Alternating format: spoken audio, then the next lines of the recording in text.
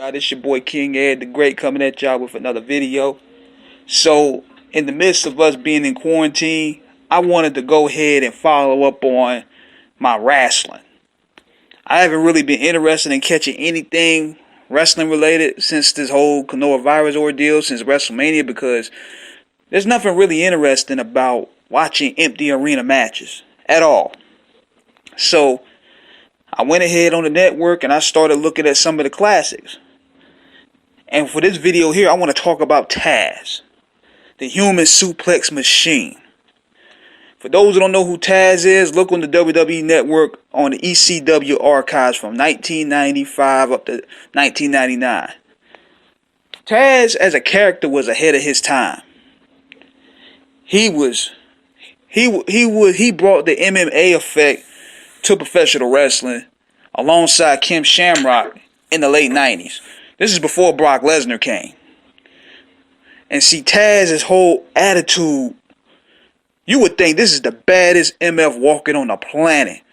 See, the gift that Paul E. Dangerously, or Paul Heyman as you may call him, he has the gift of using people's shortcomings and making them their assets. Taz was short. He was like 5'8", 5'9". But if you really looked at him, how he carried himself, how he moved, you would think this is the baddest man walking if you look at some of those promos. Beat me if you can. Survive if I let you.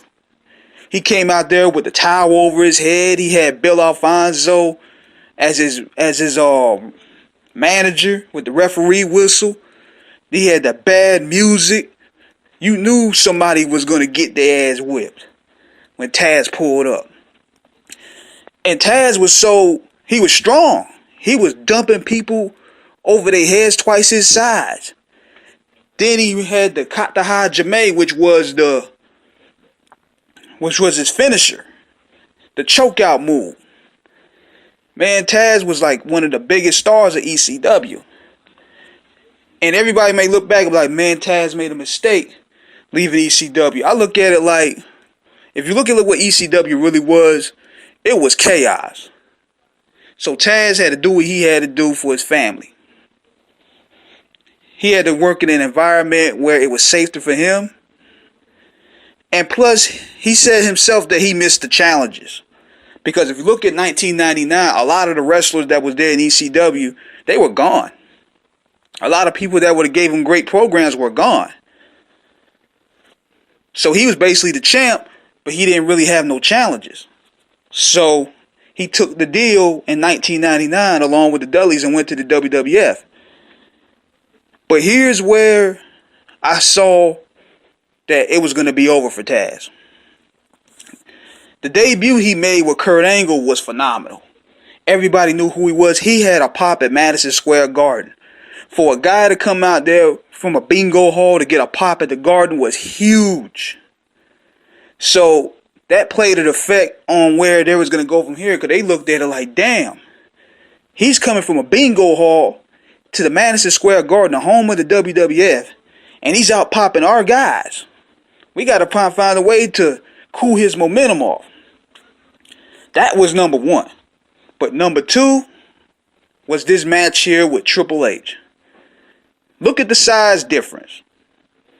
Taz looked like a munchkin in compared to these guys. Because see, the WWF was the land of the giants. Taz was like 5'8", 5'9". Triple H was 6'2". Stone Cold was 6'1". The Rock was 6'4". Big Show, Undertaker, Kane. They weren't going to sit there and have Taz dumping these guys on their heads like that. So the size factor, it looked like he was the big fish in the small pond. Then he came to the WWF and he was the little fish in the big pond. So after that, if you look at the timeline, it was downhill from there. Because the audience perception was, dang, this was the best ECW had, this munchkin, and compared to the mighty Triple H, that's how the WWF booked it. And the way they booked that match, it looked like he couldn't even hang with Triple H. He needed Tommy Dreamer. And then you look at the timeline from there. So Taz just said, F it, I'm just going to go ahead, cash out, and just do commentary and ride the contract out. So that's basically what happened, man. It's like he had two things against him, which was his size and the fact that his debut exceeded all expectations, especially in Madison Square Garden, the home of the WWF. And I could tell a lot of the boys in the back probably didn't like that. So, this is King Eric the Great signing out. Let me know what you guys think of this video. Subscribe and hit that like button. Holla at your boy.